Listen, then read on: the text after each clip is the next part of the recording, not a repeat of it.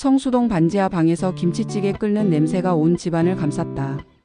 진이는 좁은 부엌에서 국자를 저으며 미소를 지었다. 20평도 채 안 되는 집이었지만 이곳만큼은 언제나 따뜻했다. 여보, 오늘 일찍 왔네? 진이는 현관문을 여는 소리를 듣고 반갑게 맞았다. 성수는 낮에는 자동차 부품 공장에서 일하고 밤에는 대리운전으로 부족한 생활비를 벌었다. 월급은 300만 원 남짓, 대리운전으로 100만 원 정도 더 벌어야 겨우 한 달을 버틸 수 있었다. 아빠. 초등학생인 아들 민수와 딸 소영이 달려와 성수의 품에 안겼다. 아이들의 웃음소리가 좁은 집 안을 가득 채웠다. 오늘 학교에서 뭐 배웠어? 성수는 아이들과 이야기하며 하루의 피로를 잊었다. 진이는 시어머니 이야기를 꺼냈다. 여보, 어머니가 요즘 많이 외로워하시는 것 같아. 한번 모셔와서 함께 지내면 어떨까? 다음 날 저녁 홍월숙이 진이네 집을 찾았다. 계단을 내려와 반지하로 들어서는 어머니의 모습을 본 진이는 마음이 아팠다. 81세의 노인이 이런 계단을 오르내리기엔 힘들 텐데. 어머니, 어서 오세요. 진이는 정성스럽게 준비한 저녁상을 차렸다. 비싸지 않은 재료로 만든 음식이었지만 정성만큼은 최고였다. 홍월숙은 손자 손녀들과 함께 밥을 먹으며 오랜만에 마음이 편안해졌다. 화려하지도 넓지도 않은 집이었지만 이곳에는 진짜 가족의 온기가 있었다. 할머니, 우리랑 계속 같이 살면 안 돼요? 소영이 천진하게 물었다. 월숙은 아이의 머리를 쓰다듬으며 눈시울이 붉어졌다. 다른 자식들의 번듯한 집에서는 느끼지 못했던 따뜻함이 이곳에는 있었다. 옷장에서 가장 오래된 옷을 꺼내 입었다. 10년도 넘은 검은색 점퍼에 낡은 운동화. 거울 속 자신이 초라해 보였지만 만족스러웠다. 오늘부터 자식들의 진짜 모습을 확인하는 시험이 시작되는 날이었다.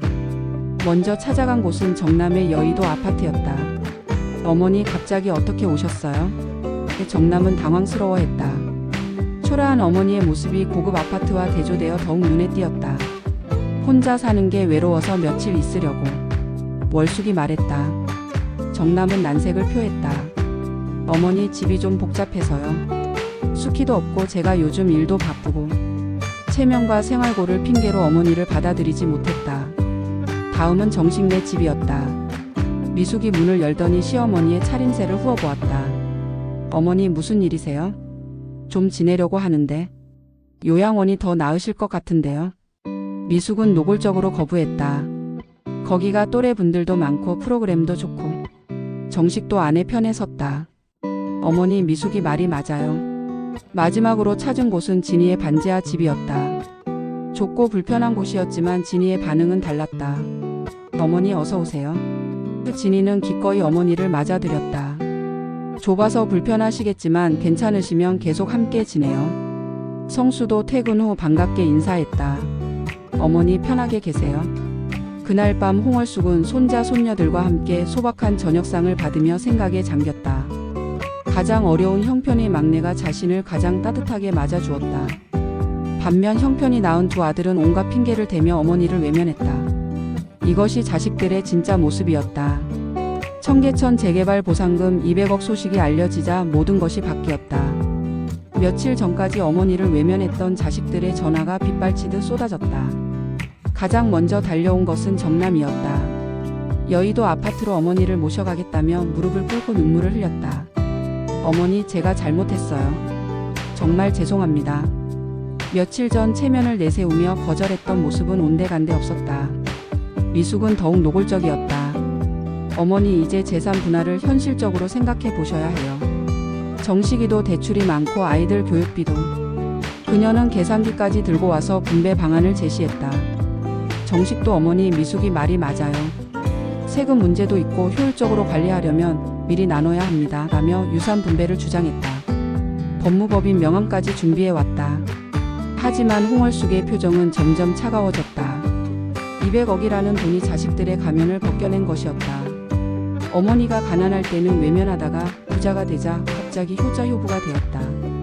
그래, 이게 너희들의 진짜 모습이구나. 월숙은 속으로 중얼거렸다. 진이만은 달랐다. 어머니에게 재산 이야기는 꺼내지도 않았다. 오히려 어머니 돈 때문에 마음 아프시겠어요? 라며 위로했다. 그날 밤 홍월숙은 결심했다. 자식들의 진심을 확인했으니 이제 결정을 내릴 때였다. 며칠 후 박법무사가 진인의 집을 방문했다. 정남과 정식도 급히 달려왔다. 어머니 갑자기 왜 이런 일을? 정남이 당황해했다. 어머니 혹시 누가 꼬드긴 건 아니에요? 정식이 의심의 눈초리로 진이를 바라봤다. 박법무사가 설명을 시작했다. 어르신의 의사 능력에는 전혀 문제가 없습니다. 오히려 또래에 비해 매우 명석하시군요. 그런데 어머니 왜 갑자기 상속 이야기를? 미숙이 끼어들었다. 홍월숙이 입을 열었다. 200억이라는 돈을 받게 되면서 너희들 모습을 다 봤다. 가난한 어머니일 때와 부자 어머니일 때가 이렇게 다를 줄 몰랐구나. 어머니 무슨 말씀을? 정남이 변명하려 했지만 월숙이 손을 들어 막았다. 진이만이 내가 어려울 때나 돈이 생겼을 때나 변하지 않았다. 그 아이와 손자 손녀들을 위해 신탁을 설정하려고 한다. 신탁이 뭐예요? 미숙이 물었다. 박법무사가 설명했다. 신탁은 재산을 맡겨서 관리해주는 제도입니다. 홍 어르신이 돌아가신 후에도 진희 씨와 손자 손녀분들이 안정적으로 생활할 수 있도록 보장해주는 것이죠. 정남과 정식은 얼굴이 하얗게 질렸다. 어머니 형제끼리 균등하게 나눠야 하는 것 아니에요? 정식이 급히 말했다. 법적으로는 유언자의 의사를 존중해야 합니다. 박법무사의 답변이 차가웠다. 월숙은 마지막으로 말했다. 내가 살아있을 때 누가 진짜 나를 사랑했는지 이제야 알겠구나.